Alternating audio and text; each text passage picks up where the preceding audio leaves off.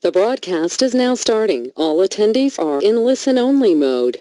Well, hello, everyone. Thank you for joining us. Great to have all of you here with us today. My name is Lori. I'm here with my blue bunny slippers on, ready for another fantastic live webinar here at Simple K-12 for some more PD in your PJs, or professional development in your pajamas, as we like to call it here at Simple K-12. Very fortunate to be here with Todd Beard. He's going to be presenting 10 free ways to stem the gap. So thank you all for taking time out of your day to be here with us. I want to give a quick shout out to our friends at Microsoft. Thanks to Microsoft, both of our sessions this afternoon are free and open to the public. Just wanted to go ahead and share that link out with all of you as well. We'd love for you to take a moment to visit our sponsor, either in between sessions or at the end of the day. Thanks to our sponsors, we're able to bring these sessions to you free of charge. Just went ahead and shared that link out with all of you there through the chat area there, GoToWebinar. Also going to be sharing out some important links with you all as we go through the day today. So let me go ahead and pop over here to Microsoft and Education. You're going to get some great information here on whether you're a school leader, a teacher, a student. Great information here as well. If you would like to learn more about Microsoft and Education, some great articles here regarding Minecraft and Windows 10, OneNote, Skype, just to name a few. So definitely take a moment to visit our sponsors either in between sessions or at the end of the day.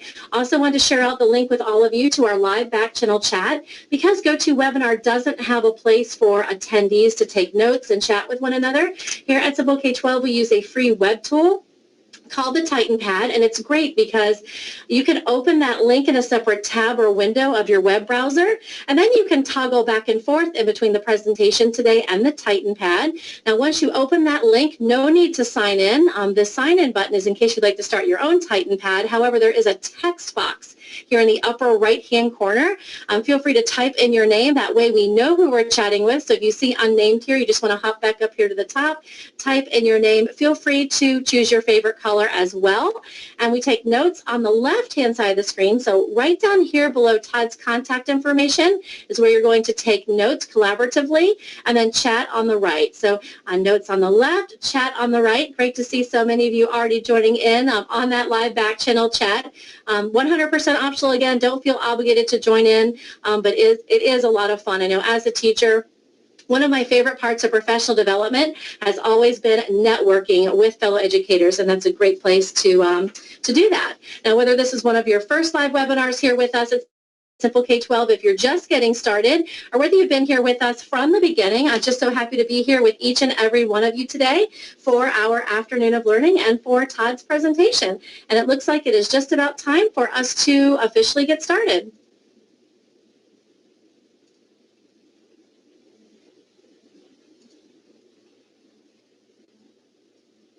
Welcome to today's webinar, 10 Free Ways to Stem the Gap, brought to you by Simple K-12. My name is Lori, and I'm here with Todd Beard, and we are so excited to have all of you here with us today.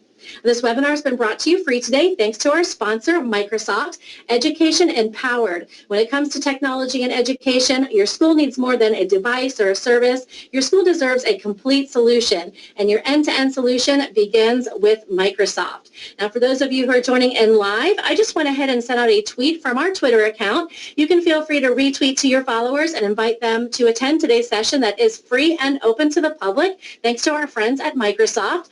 Just be sure to include this link as well as the hashtag SK12 when you send out your tweet.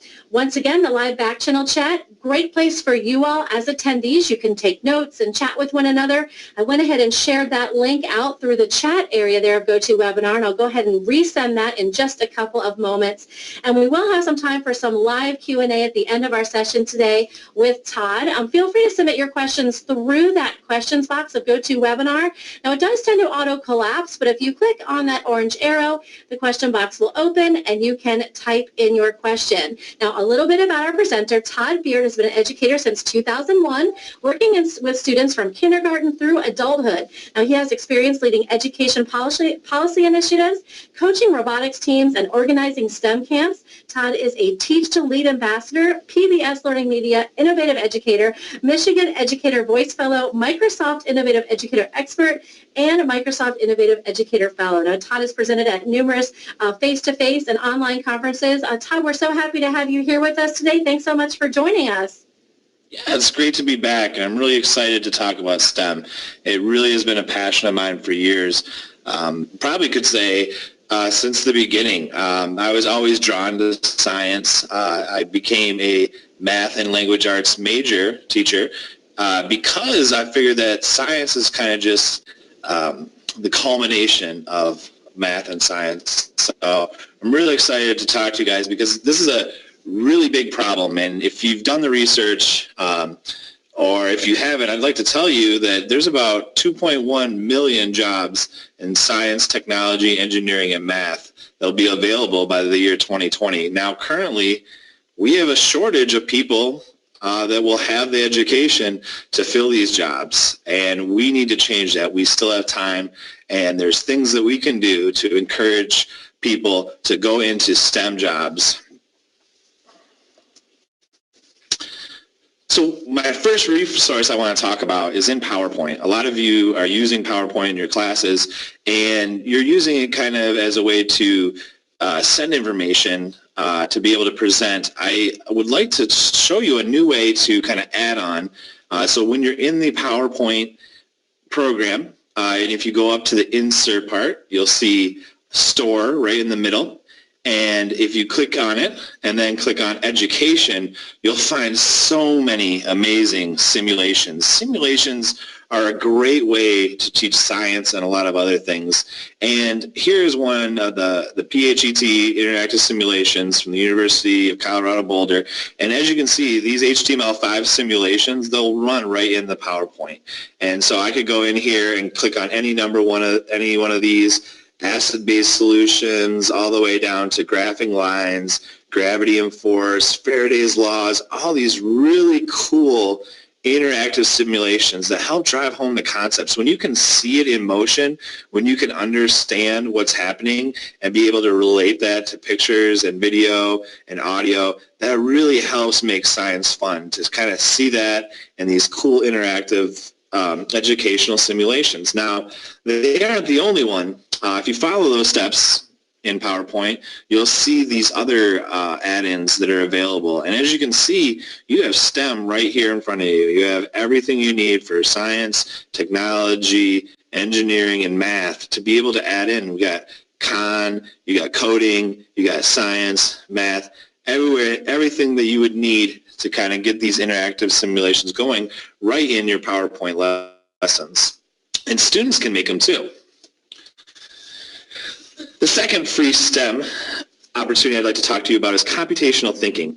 And I really feel passionate about how we need our students to be programmers and not programmed. That if they're going to sit down and play those video games, that they understand how to make them themselves. So I have 3 resources here that can get kids excited about games and apps. The first one, Kodu, at the Kodu Game Laboratory, our community, lets kids create games on the PC and the Xbox. And it is a real simple visual language. Adults can do it, or kids. And it really kind of stresses the creativity and problem solving along with storytelling as well as programming. I think that's the best way to learn, is when we're integrating everything together, when we're taking STEM and moving towards STEAM and integrating the arts and getting that creativity. You know, this is what put America in the lead, you know, is that we make these products and we make these innovations, and it's just through the creativity and through inspiration. Moving on, we have Touch Development, which is another great website to go through. I have it listed there. I find it really good on people that are using touch devices. So whether it's a cell phone or a tablet, it's a real great program. But as you can see, it also works on your Mac or on your Windows PC, laptop. And so it's a real cool way to get people excited about building apps and programming, and it has a whole range. I mean, you can start off with elementary students and work all the way towards high school curriculum, and they have it all posted there, and it's a real great resource for teachers, so you don't have to reinvent the wheel. Moving on, Project Spark. I was just playing it today, got super excited because this resource is really visually intense, and it's a great way to explore how game designers create games And students have a product. They have something that when they're done, they can share with other people and get excited that other people are playing their games. And that's the same for Touch Development and Kodu Lab too. I think one of the big things is that collaboration and that sharing is what gets kids excited and what gets people excited about being able to make something and be proud of it and stand behind it and then go back and redesign it. You know, that's what innovation is all about. Moving on to our third resource, the Windows Store. It's as easy as 1, 2, 3. And I picked three of some of my favorite apps from the Windows Store. Magicflix, Magic Math Flashcards, and GeoGebra.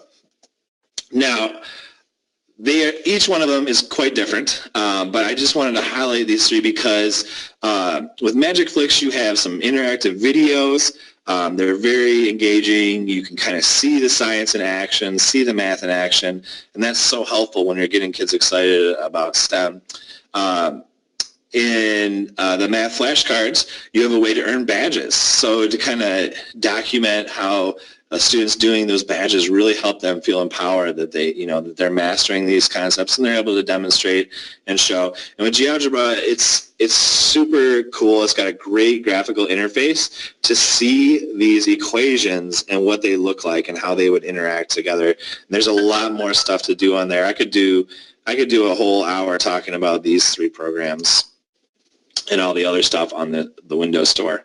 But that takes me to number 4, which is using Skype to solve real-world problems using STEM. This is a huge tool for teachers. I had the opportunity to see this YouTube video about the school, and if you type in Kansas students solve water crisis for school in Kenya over Skype, it'll take you right to that link that I had there. And it's just an amazing testimonial to the power of using Skype to interact across the world to solve a STEM problem. And also, while you're there, you can check out a virtual field trip. You can go to a zoo, learn about the penguins, and learn about other ecosystems and biodiversity. It's a great way to maximize your time with the students, and it's a free resource, so you get more time to have with your students in investigating, and you can go on other field trips with the money you save. My 5th resource, while we're still talking about Skype, I think it's so important to talk about Skyping with people in the field. And so there is a place in Skype where you can go to when you want to connect with others and guest speakers. And you can search for guest speakers. Say you're talking about coding. You can find someone that does computer programming for a job. You can find someone that works in a zoo, and that's their job, and they can come talk to your class, and you can set up a time to Skype with them. And I think those are those real-world connections that students need, not just seeing that there's people doing it, but say, hey, what'd you do in school today? Oh, I met a zoologist, and being able to talk about what a zoologist does. It's just, that's part of the excitement of being connected into the world.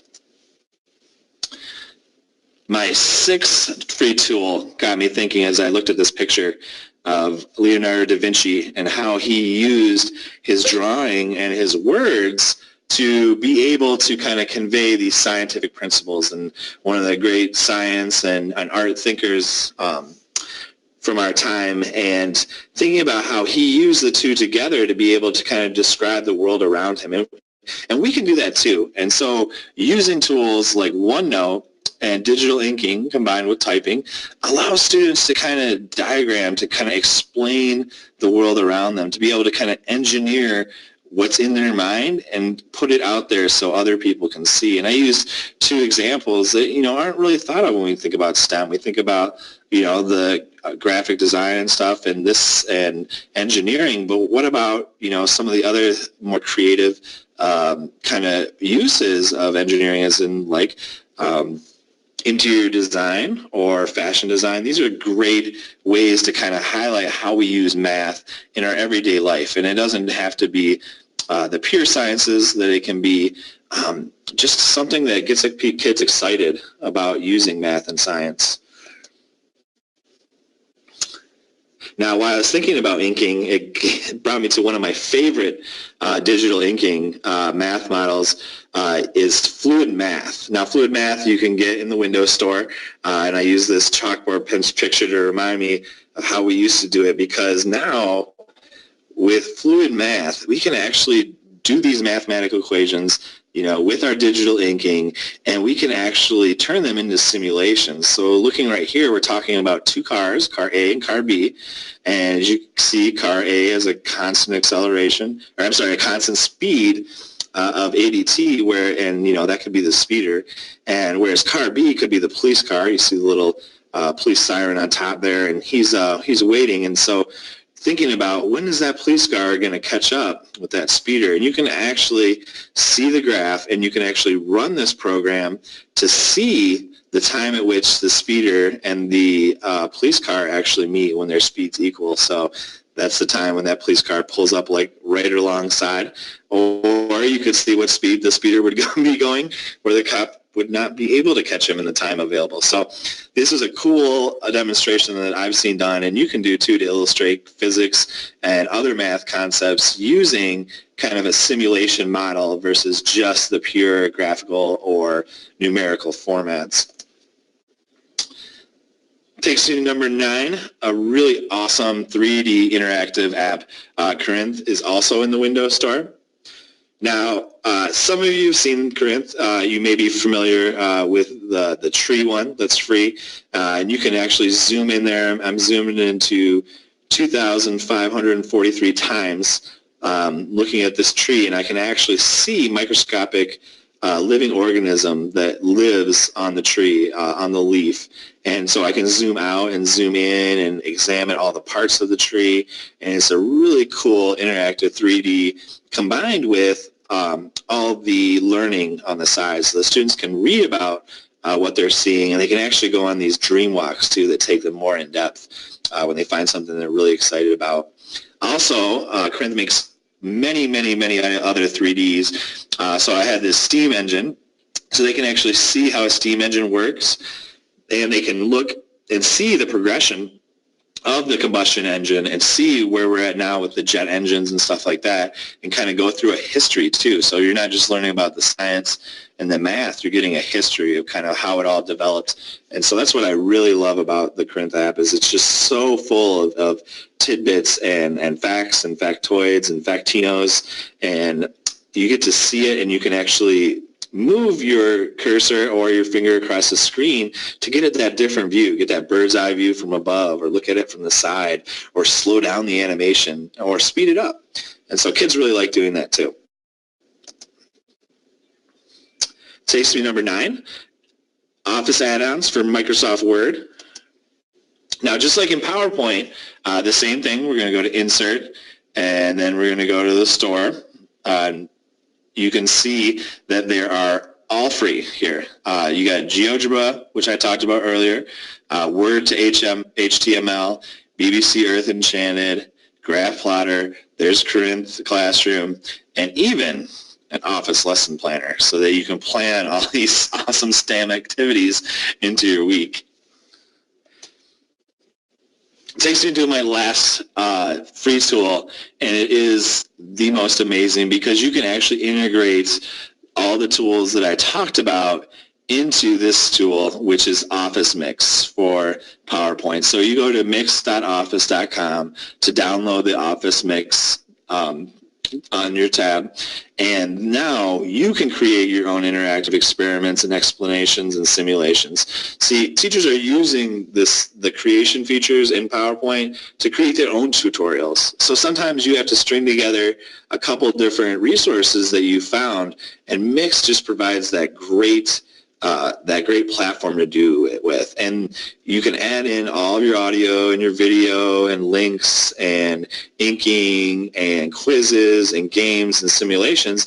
And best of all, at the end of the day, you can look at the analytics to see if those things that you're using, those free resources that you're using, are working in your classroom, and be able to kind of go back and re-examine that and say, okay, this is what I need to do here, and get the amount of time that students are spending on each section and be able to see through the quizzes what they're getting right and what they're getting wrong, and what you need to talk more about, and what maybe you need to do some more scientific experiments about, or what you need to demonstrate or model more. It's just a really great tool to kind of pull everything together, and that's why I finished up with it.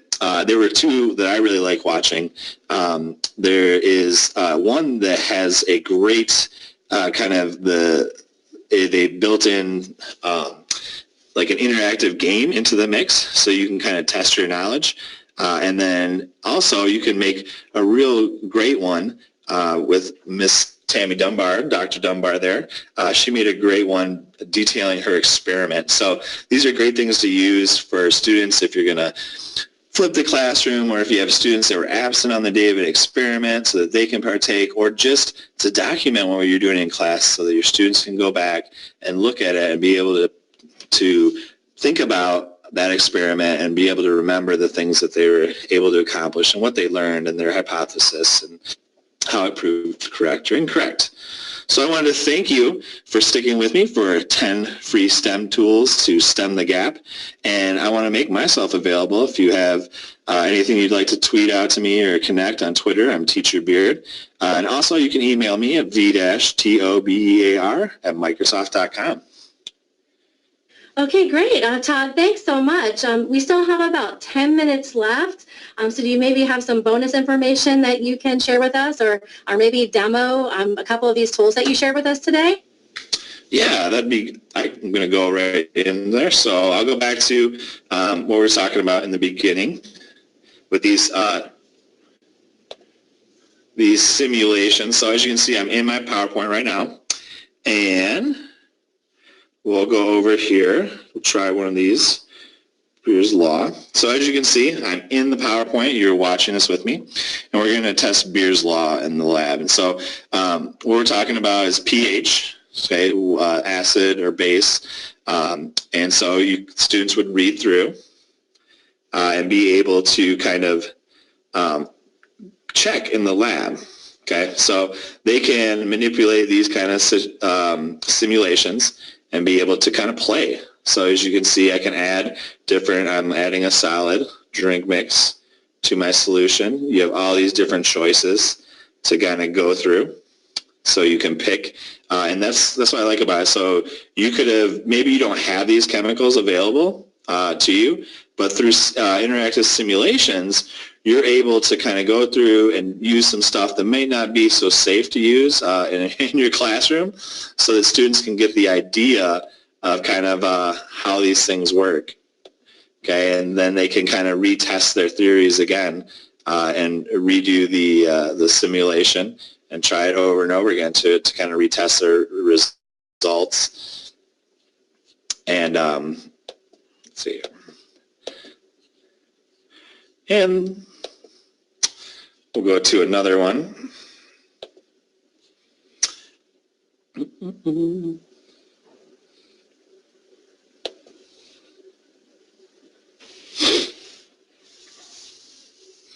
Here's one for math. So talking about slope of a line, it allows you to manipulate the rise over the run. So, you may have students plotting points or have points on the line and be able to kind of see as they change these points on the graph, it changes the numbers, and now they can see, okay, I see why it has a negative slope, okay, because the kind of interactions that you're able to get and be able to save that line, or be able to add all different kinds.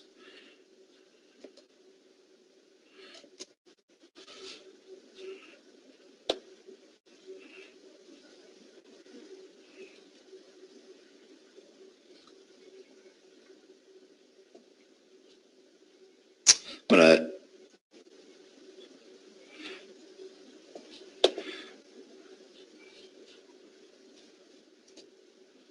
This is a really powerful video, I believe, and so it really highlights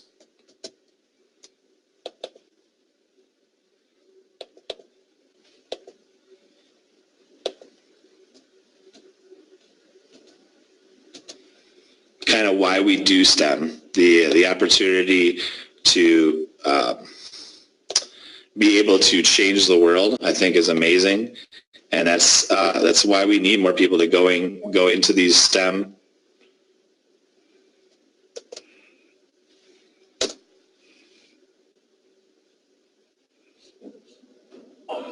We have no way to purify the water. I am so sorry to hear what is happening with your community and your school and what you and your children are facing. Livingston, we're going to go away. We're going to talk about it. We're going to talk with our students and see what we can do. Immediately, Stacy and I started thinking about the science aspect of it and the math aspect and how we could bring that into our classroom. So in science, we're learning to make the filters. In social studies, we found out where Nairobi is. We learn all kinds of facts about drinking water. In language arts, we read about what's going on in Nairobi. Hey Livingston, so our students have been figuring out how to build filters out of household materials. Here's the thing, they've decided that you probably need quick results, something that's going to help you guys and make the biggest impact for the most amount of people. They knew they wanted to send a filter system like LifeStraw. They wrote emails to the LifeStraw company to see if they can get someone to Skype with our class to hopefully partner with us. I don't know if you realize it, but the impact that you're going to have on the schools in Nairobi is just amazing. So here's what I propose. Once you raise your first $2,000, LifeStraw will give to the schools in Nairobi 4 of our LifeStraw community hubs. So I'm not going to spoil that for you. I'll let you guys watch the end of that. But I tell you what, it's an amazing story. But let's show you how to go to. So if you go to the educator community. If you type in education.microsoft.com. That we now have secured funding where we are going to be able to install. Okay, it'll take you to the educator community. Now, there's lots of ways to get to it, but you can go right here to products and Skype. And so you can see,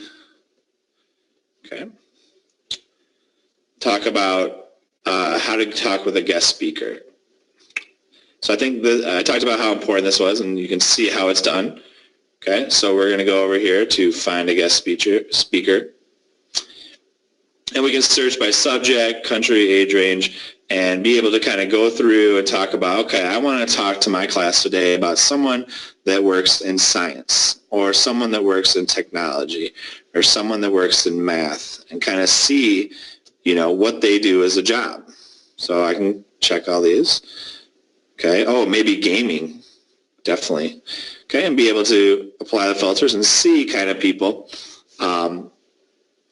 and what they're doing in that realm that you're looking for. Like I was saying, someone you want to talk to someone about a conservation community project in Malaysia and Indonesia.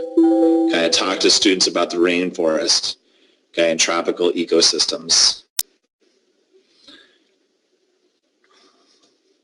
Another resource we talked about was going on a virtual field trip, and I'll show you how to do that real quick. So I can go back here.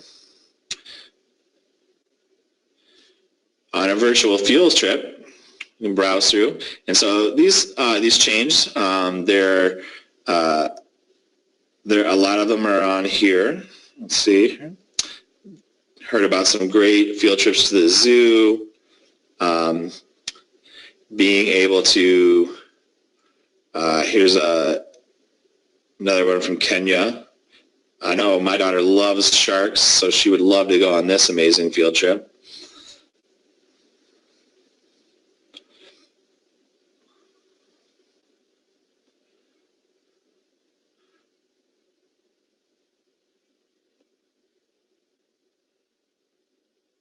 Okay, as you can see, there's a lot of different variety when you're talking about STEM field trips available through Skype. And a lot of ways when you're using Skype to tie STEM into your other subjects, language arts and history, being able to connect these dots and being able to come together with a complete lesson that talks about people and talks about, It's not just about some place far, far away, but it's about a place that we could see, and maybe hope to visit someday. But in the meantime, we're able to visit it right here from our classroom. It kind of goes back to the series The Magic School Bus, and being able to go jump in and take a field trip into the human body, or into Kenya, or to a zoo, or any place like that. And really amazing for the classes that are doing this. I know my class loved going on virtual field trips, and definitely interacting with people that were real people, and in some cases were pretty famous.